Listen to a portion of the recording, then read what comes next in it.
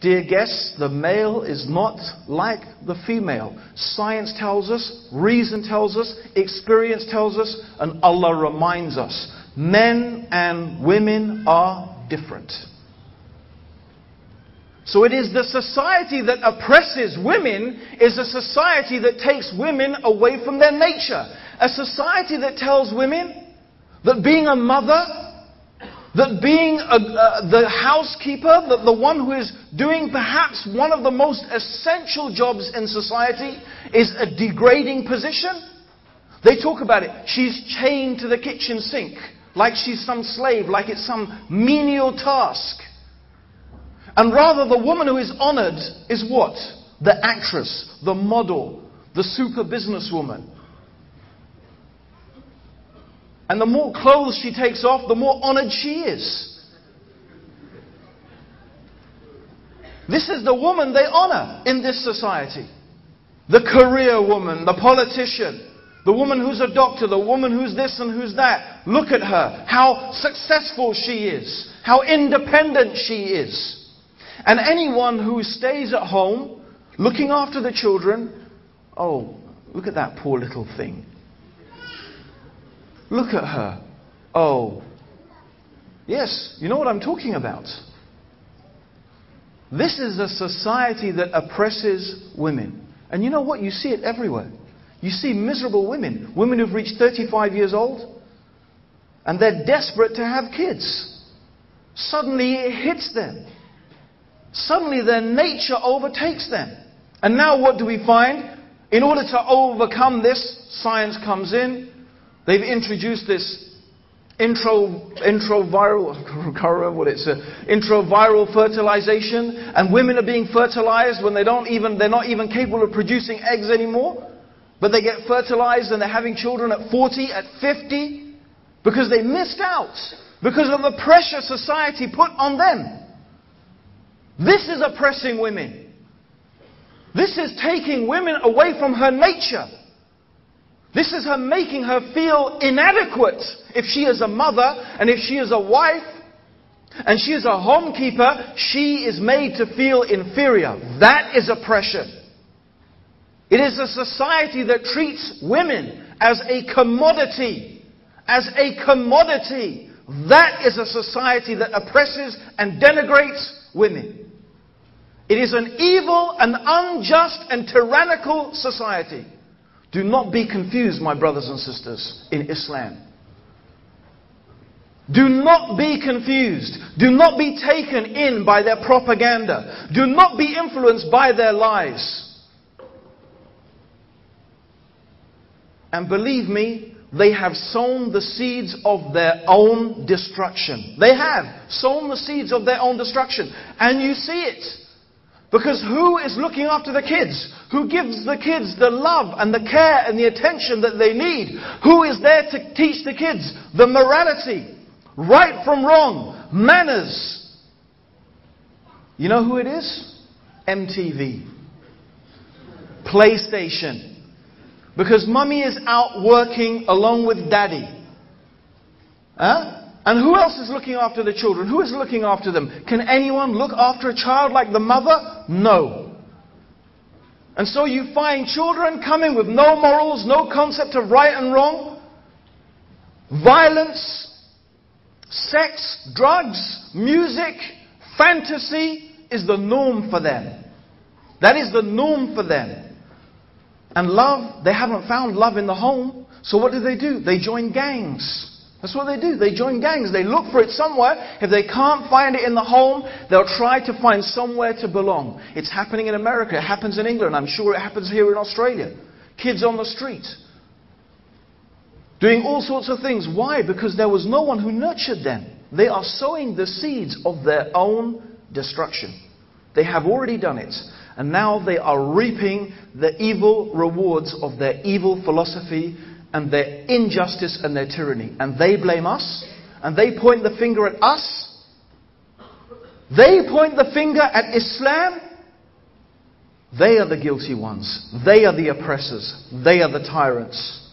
They are the ones who have degraded women and taken them from their nature that Allah subhanahu wa ta'ala created them for, in which they should feel pride. Look what Islam teaches, my brothers and sisters.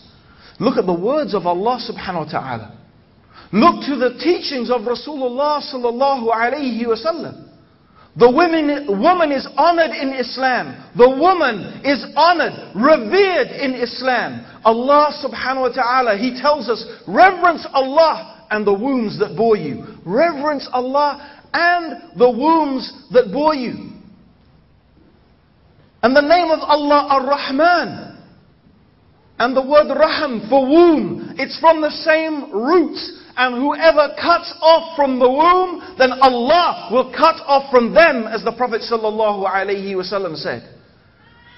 It is one of the greatest sins in Islam to disobey your parents, especially your mother. Especially your mother. Al-Araf. What is Al-Araf? Al-Araf.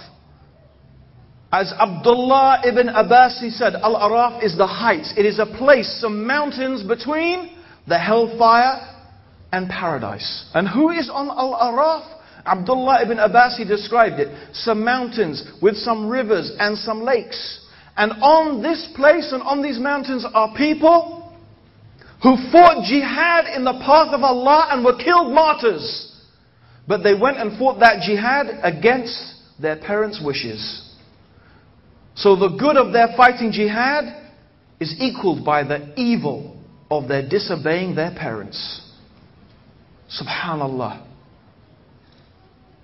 When a man came to the Prophet sallallahu alaihi wasallam, when a man came to Rasulullah sallallahu alaihi wasallam, he said, "O Messenger of Allah, who has the most right to my kindness?" And the Prophet sallallahu alaihi wasallam said, "Your mother."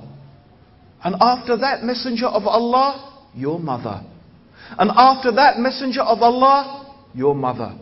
And after that, Messenger of Allah, then your father. Your mother, your mother, your mother. Paradise lies at the feet of your mother. May your face be rubbed in the dust. May you be humiliated, a person whose parents reach old age and they do not enter paradise by failing to serve them. They do not enter paradise because they failed to serve their old parents. May you be humiliated, the person who reaches that time. Allah has accorded such honor to the parents, but particularly to the mother. Particularly to the mother. She is the one who bore you. For 9 months, in pain and suffering, she gave birth to you and cared for you. You could never, ever pay your mother back. Ever. There is nothing you can do to pay your mother back. This is what our Deen Islam teaches. To respect the woman. You can never pay her back.